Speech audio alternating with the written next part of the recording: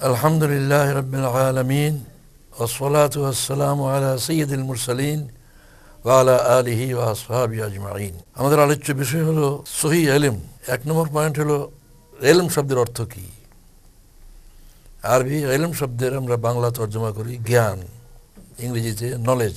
শাব্দিক অর্থ এটাই, কিন্তু কোরআন ও হাদিসে পরিভাষা হিসাবে ইলম যখন বলা হয় তখন সকল ইলম বুঝায় না, ওহির ইলম বুঝায়। ইলম শব্দের শাব্দিক অর্থ জ্ঞান,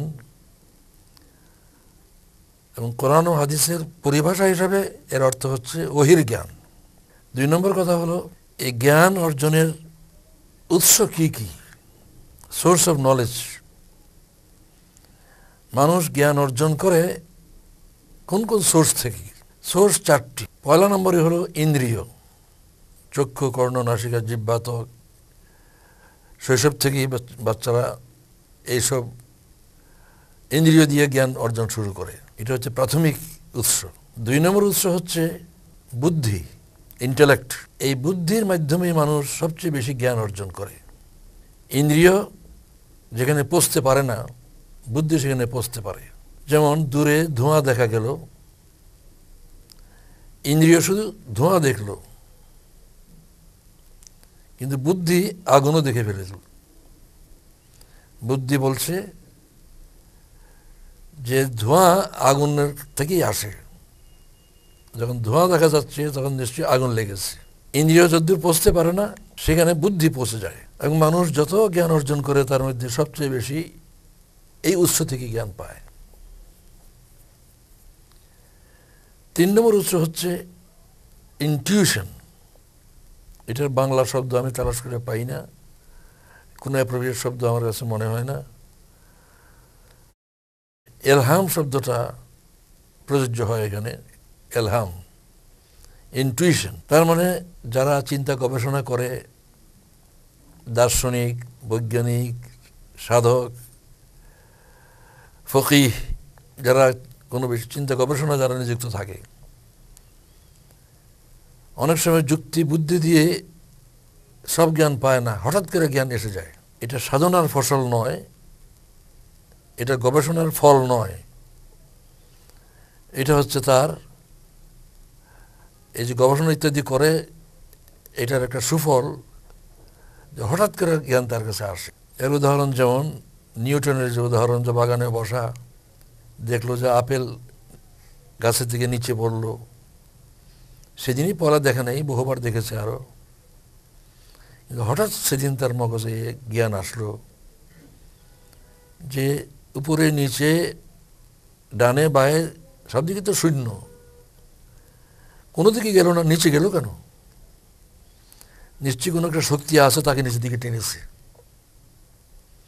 যেটার পরে উনি আবিষ্কার করে নাম দিয়েছেন মাধ্যাকর্ষণ শক্তি। এই শক্তির আবিষ্ক্রিয়াটা যে তার হলো, এটা প্রজ্ঞার মাধ্যমে, এটাকে ইনটুইশনকে প্রজ্ঞাও বাংলায় বলে, কিন্তু আমার কাছে এই শব্দটা অ্যাপ্রোপ্রিয়েট মনে হয় না। তো এলহাম শব্দ রাখলে আমরা পারি। এই দার্শনিক যারা, কবি, দার্শনিক, বৈজ্ঞানিক যারা চিন্তা গবেষণা করে, তাদের হঠাৎ এরকম জ্ঞান আসে। যেমন গ্যালিলিওর ব্যাপারে আছে যে তিনি চিন্তা করছিলেন একটা বিষয়ে, তারপরে পানির টবে গোসল করতেছেন, হঠাৎ করে সে জ্ঞানটা এসে গেল। খুশির চোটে এই যে কাপড় জামা নাই, কাপড় খুলেই তো টবে গোসল করে, সে লাফ দিয়ে উঠে ইউরোকা ইউরোকা বলে চিৎকার করা শুরু করলো। এত খুশি হয়েছে জ্ঞানটা পেয়ে যে তার হুশ জ্ঞান নাই যে তার জামা জ্ঞান কাপড় পরা নাই। এই হচ্ছে তৃতীয় সোর্স। এটা কম বেশি সবারই হতে পারে। চতুর্থ সোর্স হচ্ছে ওহী। আল্লাহর কাছ থেকে সরাসরি নবীর কাছে যে জ্ঞান আসে, নবীর কাছে যে আল্লাহর কাছ থেকে জ্ঞান আসে এটাকে ওহী বলে। এবং আল্লাহর কাছ থেকে আরও জ্ঞান আসতে পারে, নবী ছাড়াও অন্যের কাছে জ্ঞান আসতে পারে, সেটা এলহাম, এলহামি জ্ঞান।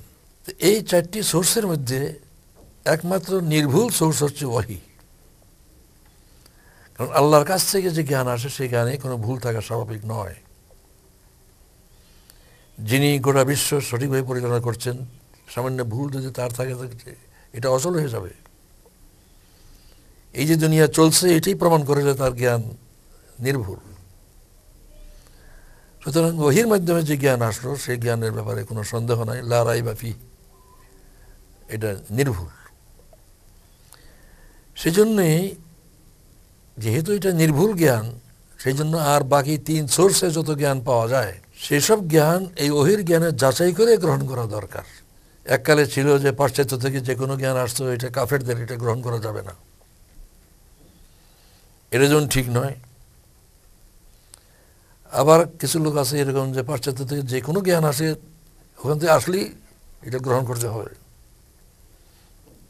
এই দুইটা কোনোটি সঠিক সিদ্ধান্ত নয়। ওহীর জ্ঞানের যাচাই করে যেখান থেকে জ্ঞান আসুক, যে সোর্স থেকে আসুক, যে মহল থেকে আসুক, এটা গ্রহণযোগ্য কি গ্রহণযোগ্য নয়, ইমানদারদের দায়িত্ব হচ্ছে ওহীর জ্ঞানের যাচাই করে সিদ্ধান্ত নেওয়া। এগুলো আমাদের 2 নম্বর কথা। পয়লা কথা ছিল এলেম মানে কি, শাব্দিক অর্থ জ্ঞান, পারিভাষিক অর্থ ওহীর জ্ঞান। দ্বিতীয় পয়েন্ট আমরা আলোচনা করলাম যে ওহী মানে source of knowledge. 3 number point হচ্ছে আল্লাহ রাসূল সাল্লাল্লাহু আলাইহি ওয়াসাল্লাম বলেছেন তালাবুল ইলমি ফরিদাতুন আলা কুল্লি মুসলিম, প্রত্যেক মুসলিমের উপরেই এলেম ফরজ। এখানে এলেম মানে ওহীর এলেম। যদি সব এলেম ফরজ হয় তাহলে ডাক্তারি বিদ্যা একটা বিদ্যা, আমি শিখলাম নাকি, আমি ফরজ তরক করলাম নাকি? এলেম বলতে এখানে হাদিস কোরআনে এলেম শব্দ বললে ওহীর জ্ঞান বোঝায়। আল্লাহ রাসূল সাল্লাল্লাহু আলাইহি ওয়াসাল্লাম বলেছেন ওহীর জ্ঞান অর্জন করা ফরজ। এরপরে প্রশ্ন আসে যে ওহীর এলেম তো বিরাট ব্যাপার, 30 পারা কোরআন, লক্ষ লক্ষ হাদিস, এই গোটা ওহীর এলেম তো নবী ছাড়া আর কারো অর্জন করা সম্ভব না। সকল সাহাবী কি ওহীর সব এলেম রাখতেন? এটা স্বাভাবিক নয়। তাহলে প্রশ্ন আসে যে ওহীর এলেম যে ফরজ আল্লাহ রাসূল বললেন, কতটুকু এলেম ফরজ? এটা হলো 4 নম্বর পয়েন্ট। এই প্রশ্নের জবাবে অনেকেই চিন্তা করে না। যারা চিন্তা করে, আমি বিভিন্ন মিটিংয়ে লোকদেরকে জবাব দিতে বলছি, তারা বিভিন্ন রকম জবাব দিয়েছে, কিন্তু সঠিক কথা বলতে পারে না, প্রায় দেখা যায়। কতটুকু ফরজ এটা হিসাবটা হচ্ছে এখানে যে মোমেনকে দুনিয়ায় যা কিছু করতে হবে কাজ সবই আল্লাহর হুকুম রাসূলের তরিকা মতো করতে হবে। যদি তা না করে তাহলে যে কাজটা আল্লাহর হুকুম রাসূলের তরিকা মতো করলো না, এটা দুনিয়াদারি হলো, দিনদারি হলো না। অথচ মোমেনের জীবনে দিনদারি দুনিয়াদারি আলাদা নয়। লা ইলাহা ইল্লাল্লাহু মুহাম্মাদুর রাসূলুল্লাহ, এই বাক্যের মাধ্যমে 2টো কথা সে ঘোষণা করলো। আমি আল্লাহকে একমাত্র হুকুম কর্তা বলে গণ্য করি, তার হুকুম আমি পালন করব, এর বিপরীত কোনো হুকুম আমি পালন করব না। লা ইলাহা ইল্লাল্লাহ থেকে পজিটিভ নেগেটিভ 2টা কথাই, আমি শুধু আল্লাহর হুকুম পালন করব, তার হুকুমের বিপরীত কারো হুকুম মানব না। কারণ হুকুম কর্তা তিনি ছাড়ার কারণেই, লা ইলাহা ইল্লাল্লাহ, আল্লাহ ছাড়া কোনো হুকুম কর্তা নেই। মুহাম্মদুর রাসূলুল্লাহ মধ্যে ঘোষণা করা হচ্ছে যে আল্লাহ তো হুকুম করেন রসুলের কাছে, আমার কাছে তো হুকুম করে নেই। রসুলকে শুধু হুকুম পৌঁছাবার দায়িত্ব দেন নাই, হুকুম পালন করার পদ্ধতিও শিক্ষা দিয়েছেন। তাই আমি যে আল্লাহর হুকুম পালন করব, রসুল যেভাবে পালন করছে সেই তরিকায় পালন করব, আর কোনো তরিকা আমি গ্রহণ করব না। তাহলে মোমেন ব্যক্তির ওয়াদা এটা যে দুনিয়ায় সে যা কিছু করবে আল্লাহর হুকুম রসুলের তরিকা মতো করবে। যদি এটা করে তাহলে তার সব কিছু ইবাদতে পরিণত হবে। তার ঘুম, পেশাব পায়খানা, খাওয়া, রোজগার রোজগার করা, বিয়ে শাদী করা, সব কিছুই ইবাদত। দিনদারি আর দুনিয়াদারি মুমিনের জীবনে আলাদা নয়। দুনিয়ার কাজগুলো দিনদারি যদি আল্লাহর হুকুম রাসূলের তরিকা মতো করা হয়, আর যদি দুনিয়ার উদ্দেশ্যে হজ করে, দুনিয়ার উদ্দেশ্যে যাকাত দেয়, সুনাম হবে সেজন্য যাকাত দেয়, বাজারের সেরা পশুটা কিনে কোরবানি দিলেন সুনাম করার জন্য, তাহলে এটাই দিনদারি না, দুনিয়াদারি। যেহেতু মুমিনকে আল্লাহর হুকুম রাসূলের তরিকা মতো চলতে হবে, তাহলে যে কাজই করার জন্য তার উপরে দায়িত্ব আসে সেই কাজটাকে আল্লাহর রাসূলের তরিকা মতো করার জন্য যেটুকু এলম জানা জরুরি এটুকু তার উপরে ফরজ। যার উপরে হজ ফরজ হয়নি, হজ সংক্রান্ত এলেম তার উপরে ফরজ নয়। যার উপরে জাকাত ফরজ নয়, জাকাত সংক্রান্ত এলেম তার উপরে ফরজ নয়। আজ এক যুবক এক যুবতী বিয়েতে আবদ্ধ হলো, মুসলিম স্বামী মুসলিম স্ত্রী হিসেবে জীবনযাপনের জন্য দাম্পত্য জীবনের ব্যাপারে আল্লাহর রাসূলের তরিকা তাদের উপর জানা এখন ফরজ হল। এই বিয়ে করার আগেও ফরজ ছিল না। যদি এলেম অর্জন না করে তাহলে মুসলিম স্বামী হিসেবে জীবনযাপন করতে পারবে না। যখন সন্তান হলো, মুসলিম পিতা মুসলিম মাতা হিসাবে কি কর্তব্য দায়িত্ব এই সম্বন্ধে ওহির এলেম তার অর্জন করা ফরজ। তাহলে কতটুকু এলেম ফরজ? যার উপরে যে দায়িত্ব আসে সেই দায়িত্বটা আল্লাহর রাসূলের তরিকা মতো পালনের জন্য যে পরিমাণ এলেম দরকার এটা ফরজ। আমার উপরে দেশ শাসনের কোনো দায়িত্ব আসে নাই, সেজন্য এই সম্পর্কে যে এলেম আমার উপর ফরজ। যারা দেশ শাসন করছে তাদের উপরে ফরজ। যারা আমাদের দেশে এই পর্যন্ত দেশ শাসন করে এসেছেন তারা মুসলিম হিসেবে শাসন করতে পারেন নাই। কাফেররা যেভাবে শাসন করে সেভাবেই তারা শাসন করেছেন। এর জন্য পাকড়াও হবেন মুসলিম দাবি করার কারণে আল্লাহর কাছে। যার উপরে যে দায়িত্ব আসলো সেই দায়িত্ব পালনের জন্য ওহির যেটুকু এলেম প্রয়োজন, যেহেতু ওহির এলেম অনুযায়ী করতে হবে কাজটা, এটা ফরজ। এরপরে 5 নম্বর পয়েন্ট, দুনিয়ার যত রকম এলেম আছে ওহির এলেম ছাড়া এগুলি তো প্রয়োজন আছে, এগুলি তো ফালতু না। আমরা যদি ইসলাম রাষ্ট্র পরিচালনা করতে চাই সেখানে কি ডাক্তার লাগবে না, ইঞ্জিনিয়ার লাগবে না, কৃষিবিদ লাগবে না, স্কুল কলেজ ইউনিভার্সিটি শিক্ষকতা করা লাগবে না? তাহলে যে সমস্ত বিদ্যা ওহির এলেম নয় অথচ সেগুলো আমাদের জীবনে প্রয়োজন, ওই এলেম যে আমি অর্জন যদি করি তাহলে এটা কি একটা দুনিয়াদারি কাজ করলাম, একটা ফালতু কাজ করলাম, বেহুদা কাজ করলাম? এর কোনো শরীয়তের কোনো পজিশন নাই। এই প্রশ্নের জবাব একটি হাদিস থেকে আমরা পাই। এই হাদিসটি একসময় আধুনিক প্রকাশনী ক্যালেন্ডারে দেওয়া ছিল। আল্লাহ রাসূল সাল্লাল্লাহু আলাইহি ওয়াসাল্লাম বলেন, তাদারুসুল ইলম সাআতাম মিনাল লাইল খায়রুম মিন ইহইয়াহা। তাদারুসুল ইলম, এখানে ইলম মানে ওহির ইলম। তাদারুস মানে শিক্ষা দেওয়া, শিক্ষা গ্রহণ করা। দার্স মানে শিক্ষা দেওয়া। তাদারুস মানে একজন শিক্ষা দিচ্ছে, একজন শিক্ষা পাচ্ছে। একজন শিক্ষক শিক্ষা দিচ্ছে, ছাত্র শিক্ষা গ্রহণ করছে, এটাকে তাদারুস বলে। তাদারুস হল এলম মানে এলম চর্চা। সাআতাম মিনাল লাইল, রাতের কিছু অংশ এলম চর্চা করা। খায়রুম মিন ইহইয়াহা, সারা রাত জেগে অন্য ইবাদত করার চেয়ে বেশি মূল্যবান। খায়ের মানে শ্রেষ্ঠ, ভালো। এই হাদিস থেকে প্রমাণ পাওয়া গেল যে যত নফল আমল আছে, যত নফল কাজ আছে, নামাজ পড়া, জিকির করা, আরও যত নফল, নফল মানে হচ্ছে ফরজ, যে কাজগুলি ফরজ সেই কাজগুলির অতিরিক্ত করা।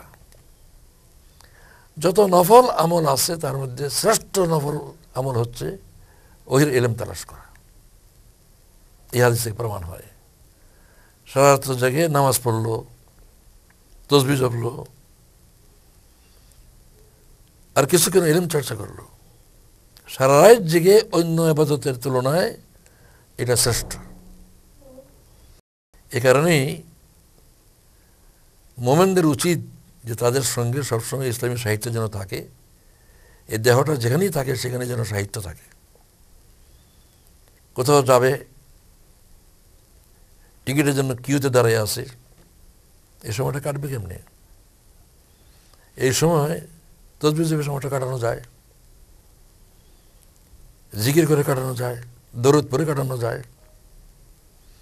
কিন্তু যদি বই একটা সঙ্গে থাকে আর দাঁড়িয়ে বইটা পড়ে, এটা এগুলির থেকে শ্রেষ্ঠ। কারোর সঙ্গে দেখা করতে গেলাম, তিনি বাথরুমে আছেন, 10 মিনিট বসে থাকতে হলো, সময়টা আমি কীভাবে কাটাবো? এই জন্য এই দেহ যেখানেই থাকে বিছানার পাশে বই থাকা দরকার, বাইরে গেলে সঙ্গে বই নিয়ে যাওয়া দরকার, এই দেহটার সঙ্গে বইটার সঙ্গে থাকা দরকার। যদিও ফাঁক পাওয়া যায় তাহলে ওই কাজটা করে হলো যে কাজটা সকল নফল ইবাদতের মধ্যে শ্রেষ্ঠ।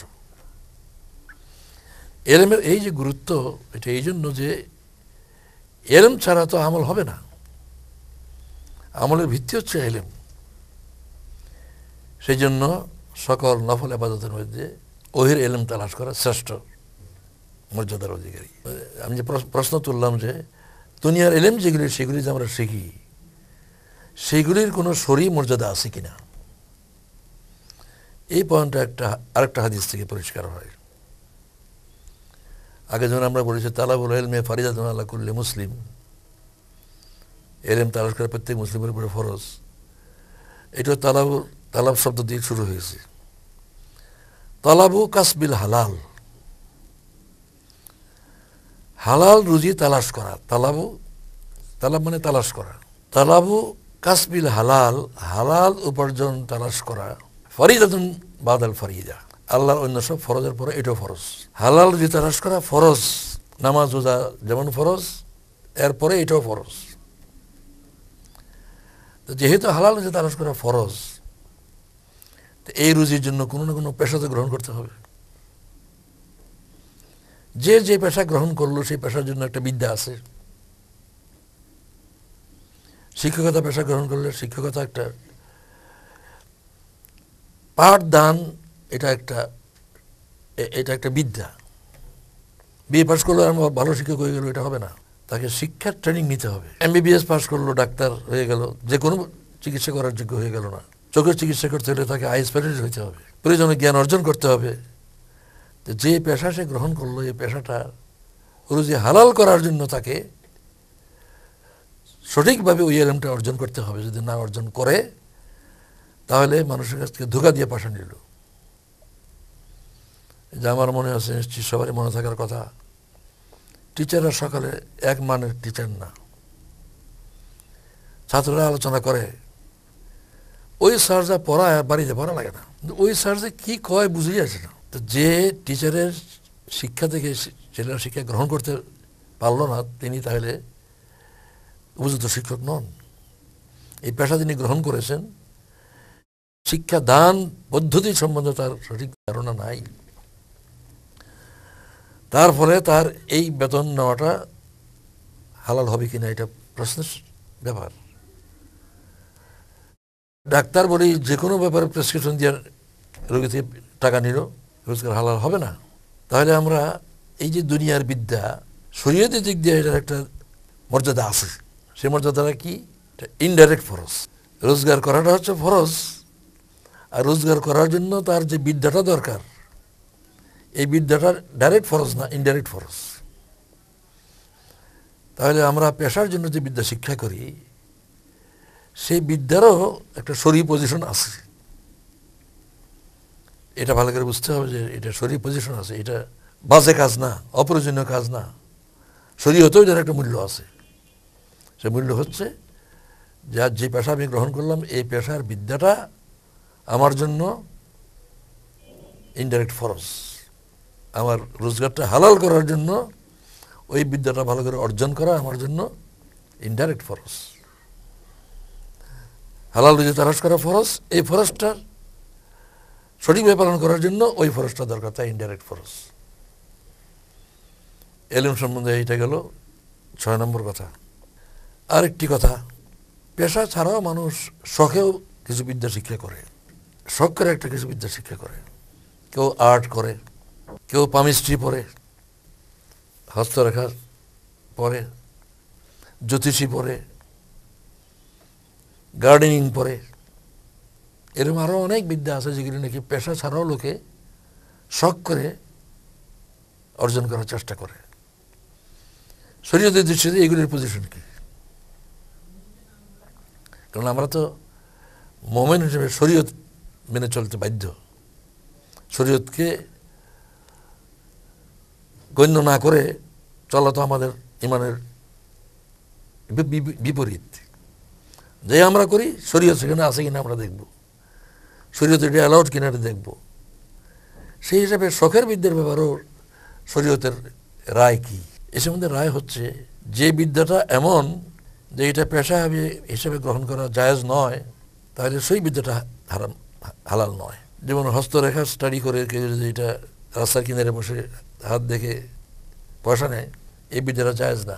জ্যোতিষী বিদ্যা, পয়সা নিয়ে এটা ব্যবসা করে, এই ব্যবসা জায়েজ নয়। জাদুবিদ্যা, জাদু দেখে পয়সা নেয়, জায়েজ নয়। তাহলে যে বিদ্যা পেশা হিসেবে গ্রহণ করা জায়েজ নয়, সে বিদ্যাটা শেখাও জায়েজ নয়। পেশা হিসেবে গ্রহণ করলে যদি জায়েজ হয়, তো সেই বিদ্যা শখ করে শেখাও জায়েজ। তা আমরা এই 7টি পয়েন্ট এলেম সম্বন্ধে আলোচনা করলাম। এর নাম দিলাম সহি এলেম। সব ব্যাপারে তো সহি কোনটা, এটি আমাদের তালাশ করতে হবে।